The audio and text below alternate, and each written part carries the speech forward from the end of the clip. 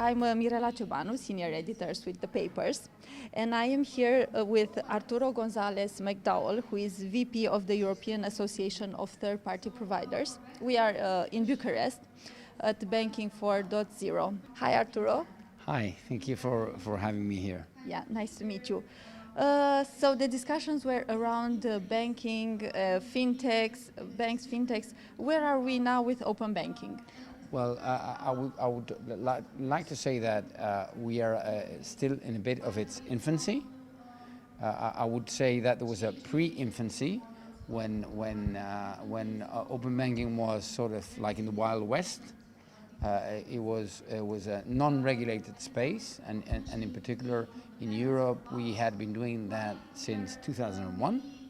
I would say that the infancy starts basically with PSD2, that regulates open banking for the first time in the world, and in a very limited space, so only payments. And banking is much wider than payments. And the European Commission was traveling uncharted territory, so this hadn't been done before, and as they say, you have to learn by doing, and I think we've made some mistakes from which we have to learn, and I'm optimistic that once we sort out these mistakes, open banking will be a wider reality and would be everywhere. Yeah, so open banking proposes to force, in a way, banks to open up their data, but there isn't that an incentive for them to do that. How to incentivize them? Well, actually, that's you touch one of the points, or one of the reasons why I think PSD2 did not deliver as expected is the fact that banks, or ASPSP to be more precise, because it not only affects banks but also payment institutions or electronic money institutions that hold IBANs for the customers, is that they are forced to open the accounts from the customers for free to their competitors. So the only incentive is to comply with regulation, and so you would do the minimum necessary to fly under the radar of the supervisor, and that's rational behavior. I'm not criticizing anything. That's what I would do in that case. So we need ASPSPs, or banks in short, to have a financial incentive to do things better. So and let me share with you that we're working in a project that is aiming in that direction. So to create an open banking space where there's a fair distribution of value and risk between all the participants. Okay, and since you mentioned participants, during the presentations there were somebody made like a metaphor regarding fintechs versus banks. So the fintechs are seen as the piranha and the banks as the whales. How do you see these two swimming together?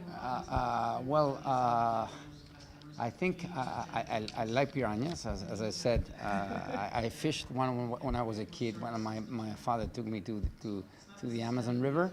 But I think the analogy is not complete. Okay. I think there are some angles that slide is missing. So I think there are some piranhas that instead of eating the whale are helping the whale to be faster. Okay. It can make the whale swim like a dolphin. So this would be all the, let's say, B2B or infrastructure providing fintechs. And there's also an additional angle, which is that that picture is assuming that this is a zero-sum game. And what you win, I lose. And I question whether that's the case, and perhaps collaboration between fintechs and banks makes the pie bigger, so it would eventually be a non-zero-sum game. I'm just speculating, because you cannot predict the future, but I think that's worth considering. Yeah, you mentioned the fact of fintechs being some kind of infrastructure providers, and this takes my thought to technology. And you mentioned during our discussion, but also during your speaks, you mentioned about the fact of the ability to turning a phone number into an IBAN. What does the future hold regarding payments innovation? Well, I think the near future holds three things. You mentioned IBAN proxies. It can be phone numbers, but it can also be emails. And that is already, it's present in the sense that it's working. Nobody has adhered to it yet, but there's a working proxy hosted by the EPC called SPL, SEPA Proxy Lookup. Okay. And there are some initiatives in different countries that have things working in that direction. Bizum in Spain would be an example, but there are others. Okay. I think another aspect would be instant payments, which eliminate the execution risk. So there's no way for the consumer to turn back the payment once he has ordered it. And the third would be QR codes or other proximity technologies that would allow to take this kind of payments from the virtual world to the physical world. Because around 70% or more of the payments are executed in the physical world, in a physical terminal, and you need ways for the terminal to recognize a payment from an account versus a payment from a card in the point of sale terminal. And I think that's coming, that's near future. Yeah, and talking about near future, you also made some. I don't think they are actually jokes about the possibility of a PSD3. How do you envisage it? Well, it's not a joke. Yeah, It's there. So there are discussions in the Commission about RTS2.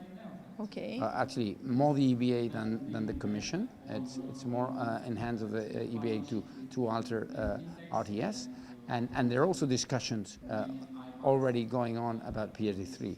And there are speculations about things that it would contain. And one of the speculations goes in the direction of taking AISP out of PSD3.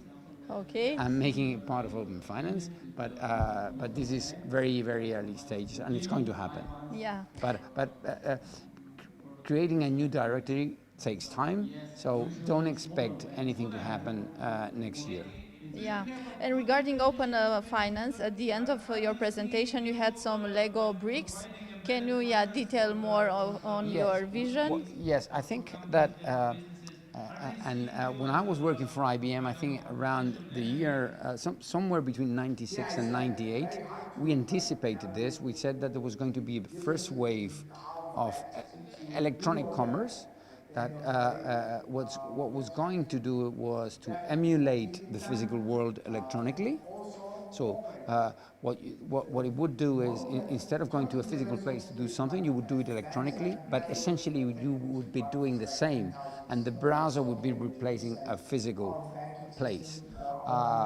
But once you're able to connect using APIs and other technologies, many pieces of a value chain with other pieces of other value chains, which are what the Lego bricks represent, you will be able to build completely different value chains, some of which we cannot imagine. So I use the example of instead of getting a loan to buy a car, and in parallel do all the administrative tasks to get the insurance, to get the registration plate and whatnot, you go to a dealer and do everything in one single step.